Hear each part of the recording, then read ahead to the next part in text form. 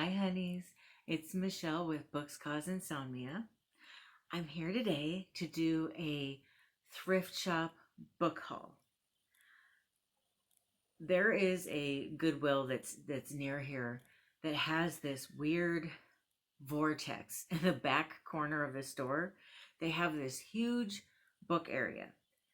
And when I go into that book area at that particular Goodwill, I feel like I'm in a library or a used bookstore.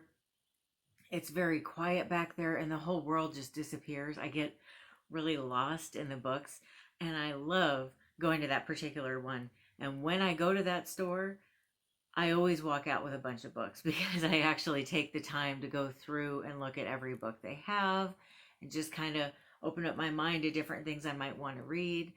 And they always have something fun and different that I wouldn't find somewhere else. One little trick I have found about the Goodwill, if you're interested in buying books there, if you go online and you do a search for the color of the week at Goodwill, there's a certain tag color that'll be half off every week. And if you go on a green or an orange week, or at least where I live, that's the case, that is when the best books can be found at half off.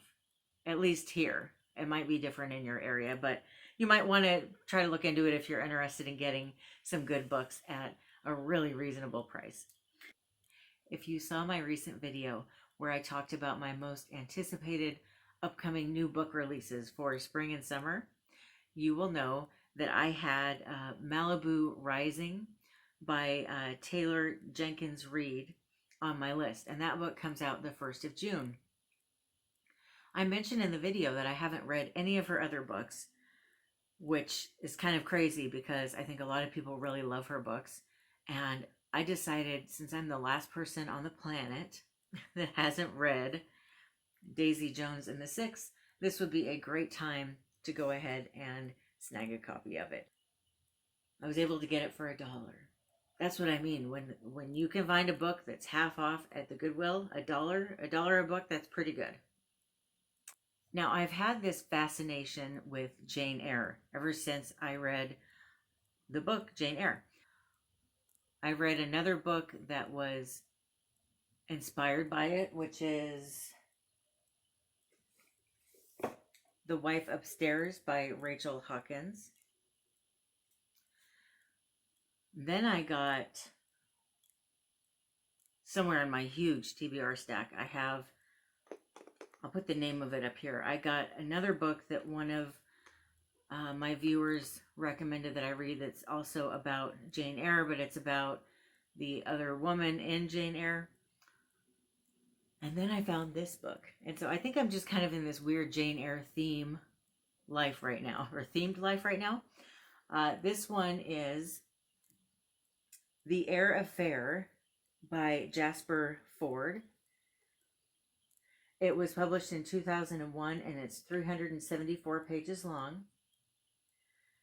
It says, meet Thursday next. She's part Bridget Jones, part Nancy Drew, and part Dirty Harry. Okay. That sounds fun. I'll go ahead and read you the synopsis though, because it sounds pretty fascinating. Welcome to a surreal version of Great Britain circa 1985, where time travel is routine. Cloning is a reality. Dodos are the resurrected pet of choice. And literature is taken very, very seriously. England is a virtual police state where an ant can get lost, literally, in a Wordsworth poem. Militant Baconians heckle performances of Hamlet, and forging bionic verse is a punishable offense. All this is business. Hey, stop. Sorry, my cat Marty is down here at my feet and he is trying to scratch my books. You don't do that. You know better. Stop. All this is business as usual for Thursday next. Renowned special operative in literary detection until someone begins kidnapping characters from works of literature. When Jane Eyre is plucked from the pages of Bronte's novel, Thursday must track down the villain and enter the novel herself to avert a heinous act of literary homicide. What? Doesn't that sound good? Stop, Marty. Now he's scratching the carpet. I'm sorry. If you've ever had a cat like this, you understand. He is, he's not like any other cat I've had. He's very playful, and he's kind of like a toddler. He's got to get his paws on everything all the time. Huh. He wants a lot of attention. He's very fun to be around, though. But yeah. Do you want to say hi or no? Okay. You sure? He wants to be in the video, but not seen in the video is what's going on here. Okay. Stop. I'm going to start putting these books up here when I'm done talking about them. So you stop messing with them.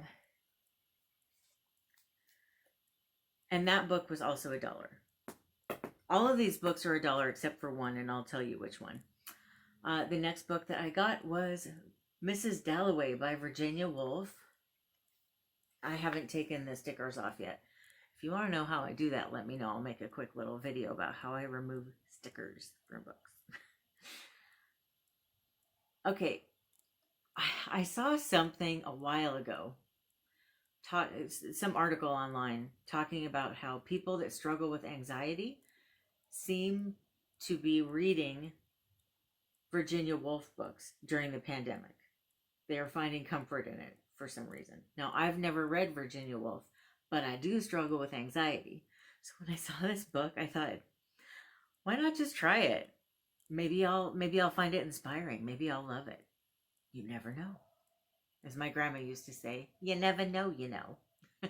And you don't. So this book was published in 1925. It's 194 pages long. And it says, Virginia Woolf is one of the few writers who changed life for all of us. Her combination of intellectual courage and painful emotional sensitivity created a new way of perceiving and living in the world. Wow. Okay. That's what? I mean, she must be quite the author then. I will find out. And I will let you know in a future review video. I do wrap-up videos at the very end or the very beginning of each month. So I think my next wrap-up video is going to be, I think it's May 3rd, but I'll be talking about all the books that I read in April. But be sure to check those out if you love book reviews. I love book reviews, personally. That's why I'm doing this page. But the next book that I got was The Wizard of Oz and Other Narcissists. Coping with the one-way relationship in work, love, and family. And this is by Eleanor D. Payson.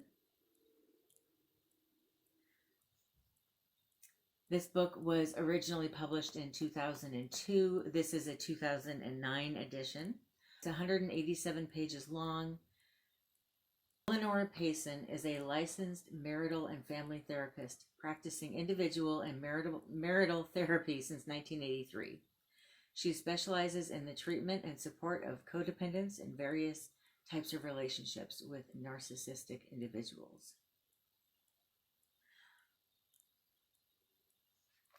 I don't know about you. Marty, come on.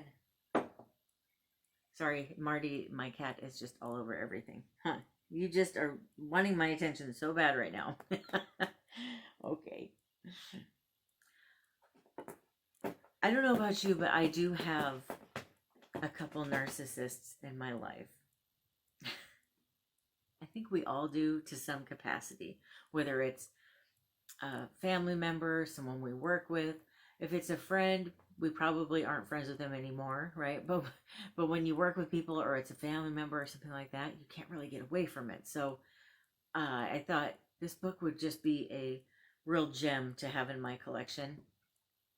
This book is written from a Christian perspective. So there are mentions of religion, prayer, and God in here. And if that's not your thing, then you might want to avoid this book. But I think it's important for anybody that has narcissists in their life to have a book like this in their life. There's just so much in here that I came across that I thought was just flipping through it. It just looks so good. It says, in this book, you will discover how to identify unhealthy narcissism in a person and the destructive impact that the narcissist has upon others, how to establish and maintain boundaries with them, how to heal the underlying wounds to self that make you vulnerable in these relationships, and survival tools for dealing with them. Yeah. Definitely going to be reading that. And you know, I think, well, I actually went to school for psychology and art, and so that psychologist part of my brain, the part of me that loves psychology, just loves books like that anyway. So even if I didn't feel like I had a narcissist in my life, I would still want to read it. But okay, and then the last book that I got, and hopefully this is the last book that I'll buy for a while. My TBR stack is so full.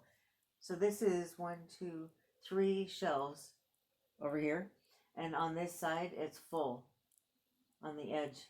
This is just the edge of the bookshelf here, but still it's full going all the way down. I just have too many books to read, and I'm going to be getting a book of the month book each month, and then probably one other new release if there is one to get. Otherwise, I'm going to be trying to drill my way through all these books until I get my list quite a bit smaller, because it's getting to that point where I might have like some kind of a hoarding problem with books. I need to start reading them, and yes, moving on from some of them. Okay, so the last book I got was Get Happy, The Life of Judy Garland by Gerald, Clarke. Right off, I saw that somebody taped a piece about Judy Garland from a magazine. Oh, it's talking about the book. Okay, I see. Now this book, it's kind of funny. On my main page, I used to do book videos on there, and I did a video about a bookstore that was going out of business, and it was more of a rare bookstore. And they had this book, and everything was on clearance there, except some of the rare books. This was one of the rare books that was not on clearance, and they had it there for $30. And I just felt like that was still quite high for the book. And I decided to wait and maybe find it somewhere else. But of all the Judy Garland biographies, this was the one that I had decided I wanted to read. And the fact that I was able to get it today, 3 or 4 months later, for $1.50 is pretty stunning to me. So I feel like I won the lottery or something. But this book, this author, he also wrote a biography about Truman Capote.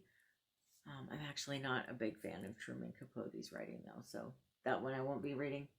But this book is 510 pages long. It was published in March of 2000.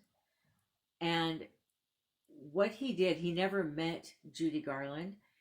He did about 500 different interviews with people that had met her and different stories about her.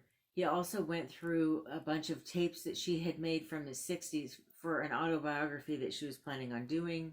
And he was just really interested in studying Judy Garland and her life, and he didn't really care for any of the autobiographies that were written about her. He felt like when he read them, they didn't really, he said he felt like after reading books about her, he left feeling like he had no idea who she was. And this is his take on who she was. I'm excited about reading it. It has deckled edges, and I don't know why, but I am a deckled edge snob. I love deckled edges. Oh, I see why I got it on sale. It's got a broken spine. That's okay. I can make it work. But yeah, it's got pictures of her in there. But yeah, I have to be super careful when I read it then. I did not open it at the bookstore, so I didn't know that it was broken, but that's okay though. I don't mind a broken spine. I can work with it. I just have to be super gentle with how I read it.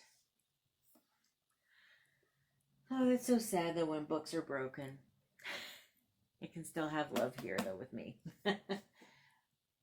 And those are all the books that I got at the Goodwill. That's not bad though, right? $1.50 for the big one, and then $1 for each of the other ones. It's way cheaper than the used bookstore even that I have around me.